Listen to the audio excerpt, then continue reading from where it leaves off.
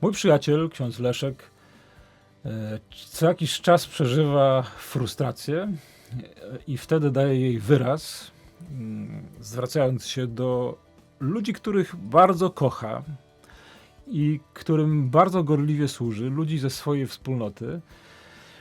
A jest to frustracja i wyrzut, który płynie z tej frustracji pod tytułem: ciągle chcielibyście słuchać, a tak mało wychodzicie z tym słowem, które przychodzi do was na zewnątrz.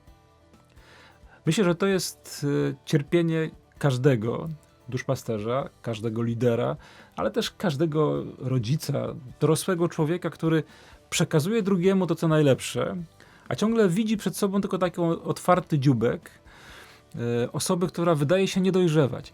Bardzo ważnym znakiem dojrzałości właśnie jest to, że nie tylko słuchasz wciąż dla siebie, wciąż chcesz się dokarmiać, ale odkrywasz, że jesteś wezwany, aby to słowo przekazać dalej.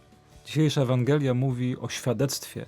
Słowo, które głosi zmartwychwstały, jest też słowem, które konkretnie ciebie i mnie wzywa do dawania świadectwa. Przekaż dalej to, co otrzymałeś.